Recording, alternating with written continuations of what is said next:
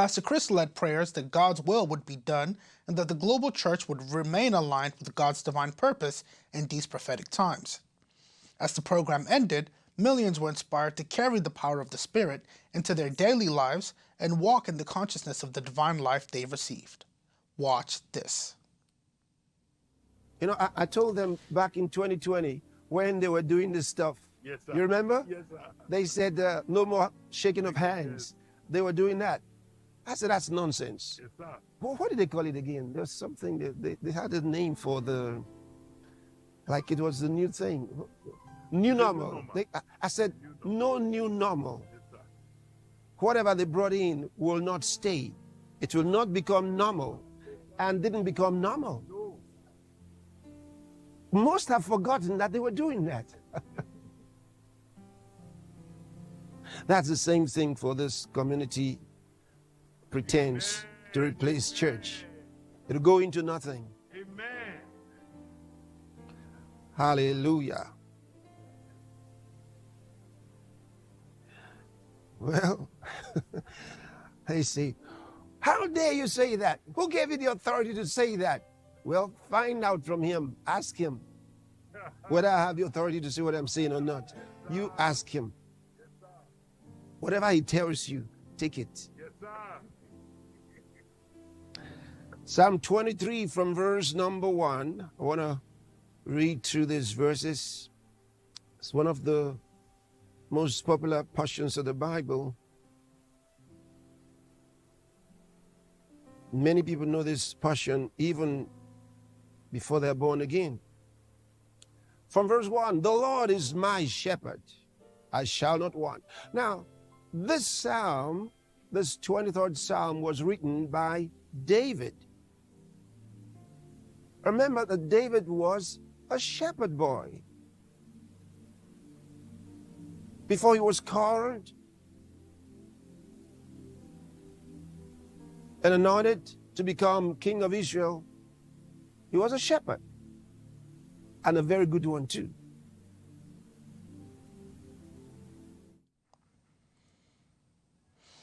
President Donald Trump expressed optimism on Thursday about reaching a trade agreement with Norway during a White House meeting with visiting Prime Minister Jonas Gahr Støre. While praising U.S.-Norway relations, Trump stopped short of offering to ease tariffs without what he described as reciprocal concessions. Norway is one of about 60 nations engaged in trade talks with the United States, aiming to avoid newly announced U.S. tariffs. The Trump administration recently imposed a baseline 10% tariff on most nations, with higher duties set to take effect after a 3-month negotiation period. Norway faces potential 15% tariffs if an agreement is not reached in time. Asked about the possibility of reducing those duties, Trump declined to name specific concessions, instead referencing Norway's $1.7 trillion sovereign wealth fund. They don't have any debt, so I think they'd probably be willing to pay us more than that, I hope, he told reporters, while also noting, you can't do better, really nothing, in reference to the overall relationship. Norwegian Finance Minister Jens Stoltenberg, present at the meeting, later stated that the tariffs were not raised during the discussion and clarified that customs duties are paid by companies and consumers, not governments. He dismissed the idea that national wealth directly affects tariff payments. Norway, which is not a member of the European Union, imports more U.S. goods than it exports, including American-made electric vehicles. Let's take a look. In the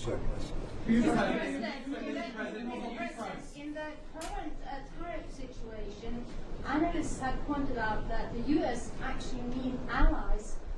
Do you consider Norway as a possible ally in the situation? I think Norway's always been an ally. They've been somebody we've been very close to, very friendly with.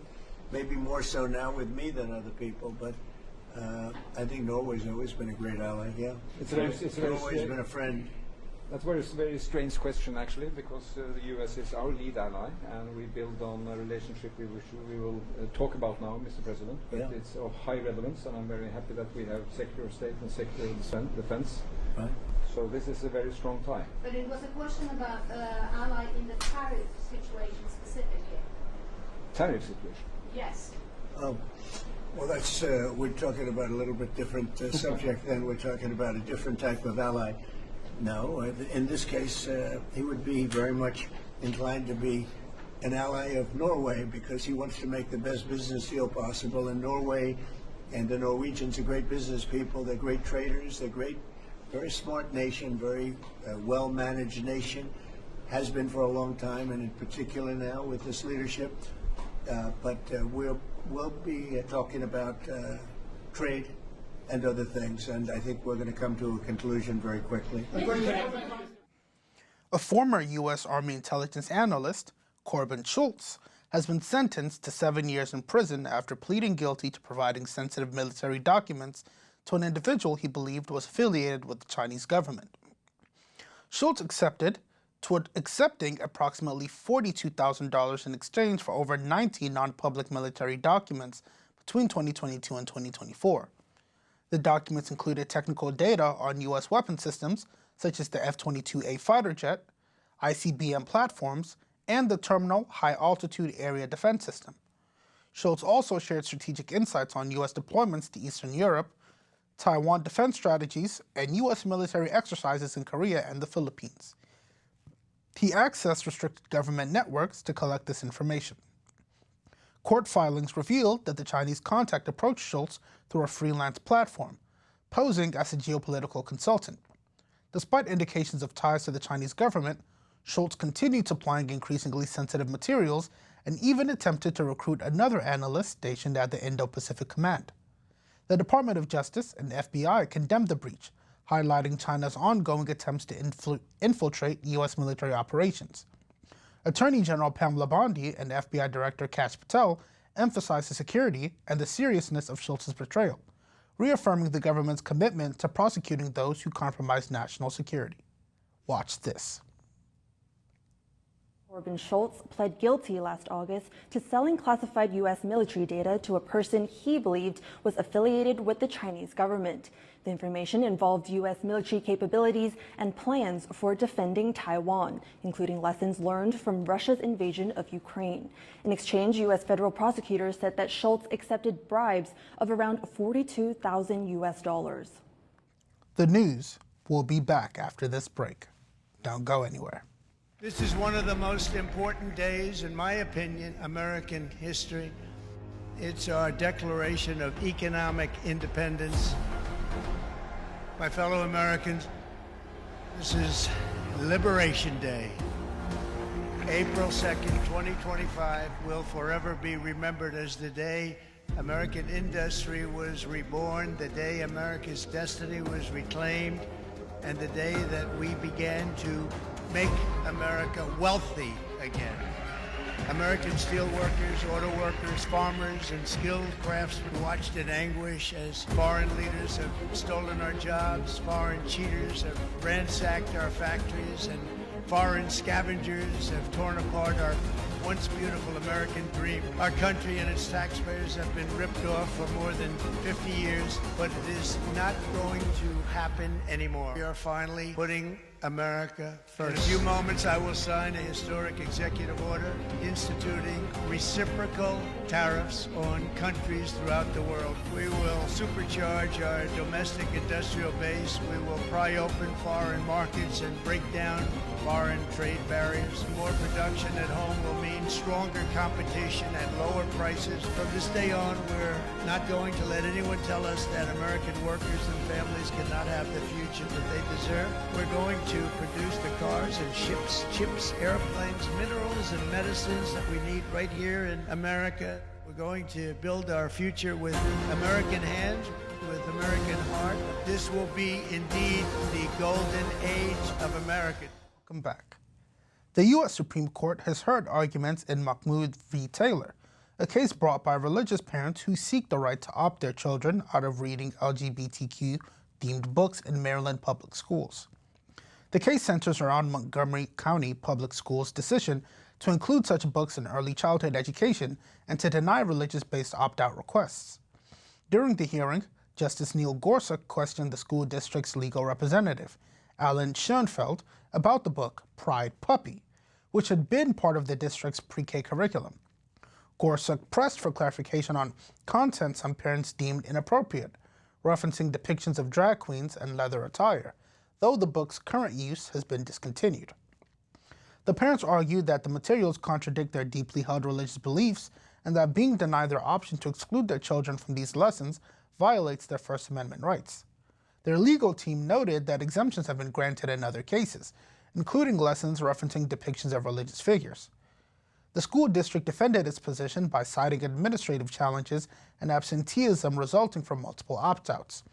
The case has drawn national attention as it raises broader constitutional questions on religious liberty, parental rights in education, and the boundaries of public curriculum mandates. A ruling from the court is expected by June. Let's take a look. Are public schools violating parents' religious rights by teaching young kids about gender and sexuality without notice or chance to opt out?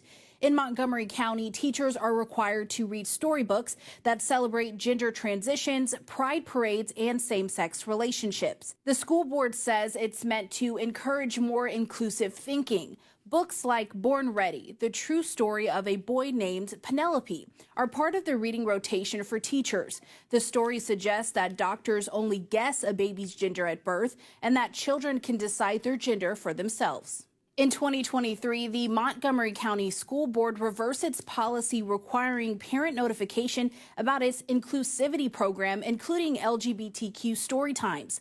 Before that, students in kindergarten through 5th grade could opt out, but that option was taken away. Court documents express Montgomery Public Schools' reasoning behind the reversal. The growing number of opt-out requests gave rise to 3 related concerns: high student absenteeism, the infeasibility of administering opt-outs across classrooms and schools, and the risk of exposing students who believe the storybooks represent them and their families to social stigma and isolation.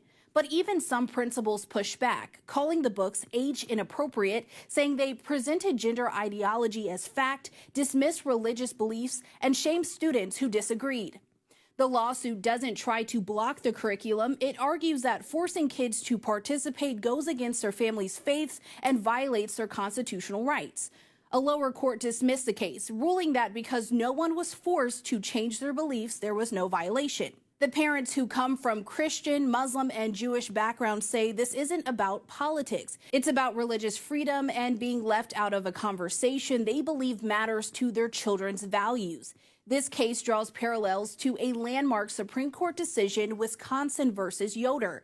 In 1972, Amish families fought to pull their kids out of school after 8th grade, despite a state law requiring attendance until age 16.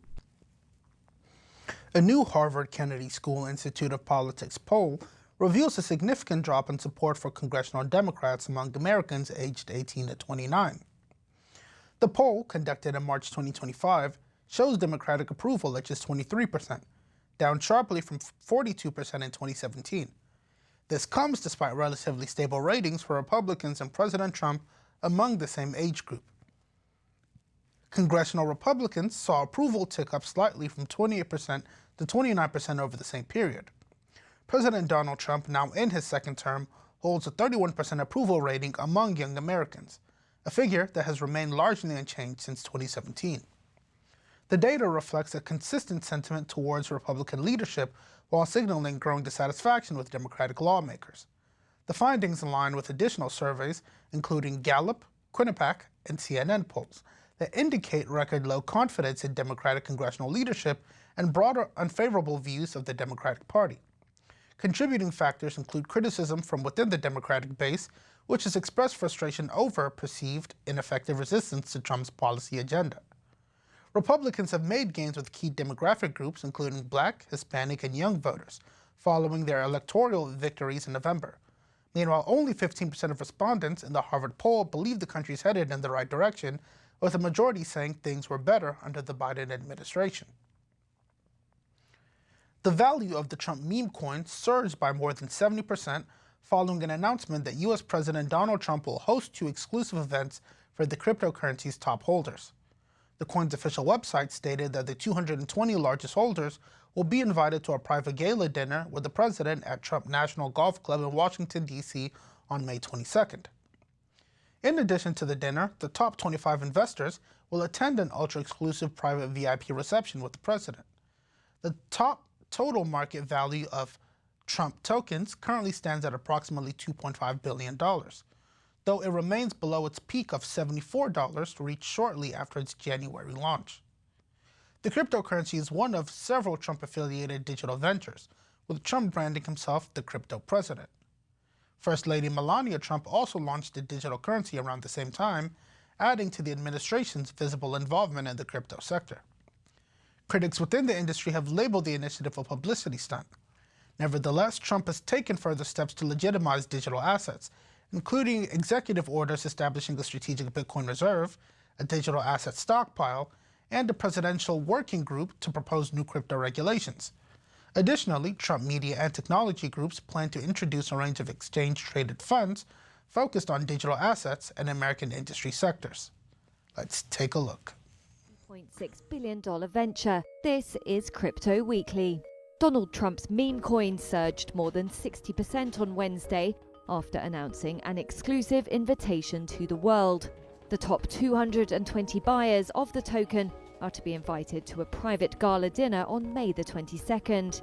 In addition to the dinner at Trump National Golf Club in Washington, the top 25 holders would get an ultra-exclusive private VIP reception with the president, as well as a special tour, according to the announcement. The terms of the Trump dinner offer, though, state that the president may not be able to attend.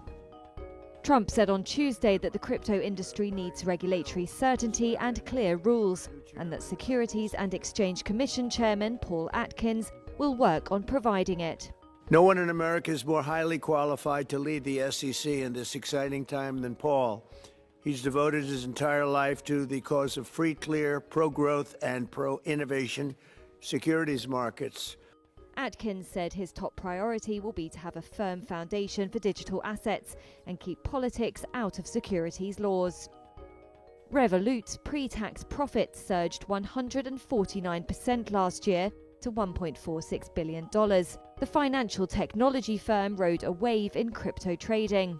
London-based Revolut said revenue was driven by income from interest on the back of higher rates, card payments, and the company's wealth segment, which includes trading and crypto products. Cantor Fitzgerald is launching a crypto venture with Tether and Japanese technology investor SoftBank Group. It's to buy Bitcoin.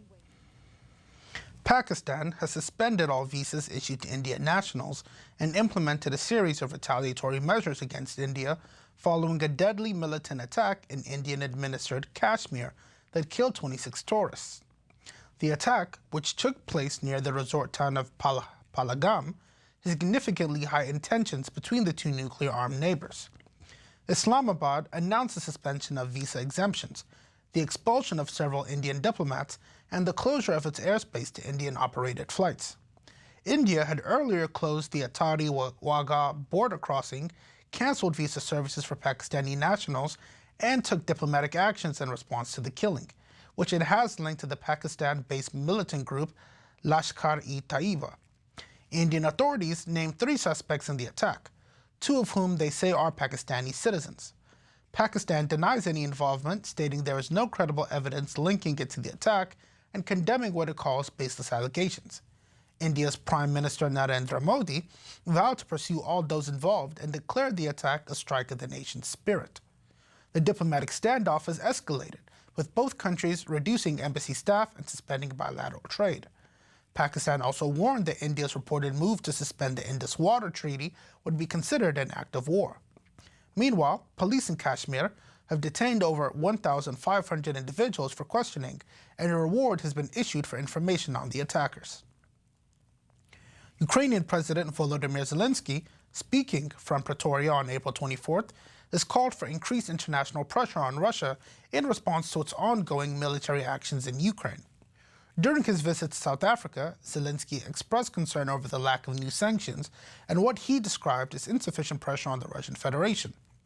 While addressing the media alongside South African President Cyril Ramaphosa, Zelensky stated that Ukraine remains hopeful and direct in its diplomacy. He emphasized the belief that stronger international action could help bring both sides closer to potential negotiations. However, he also reaffirmed Ukraine's commitment to constitutional principles and limitations. President Ramaphosa confirmed he had spoken with U.S. President Donald Trump about the conflict, noting that both leaders agreed on the urgency of ending the war to prevent further loss of life. Ramaphosa also indicated that a bilateral meeting with Trump would be scheduled to discuss broader U.S.-South Africa relations.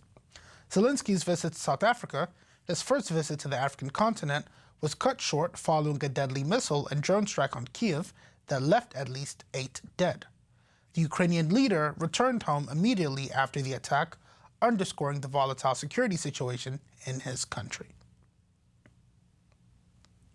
Just before we end the news, let's take a quick look at tomorrow's weather forecast.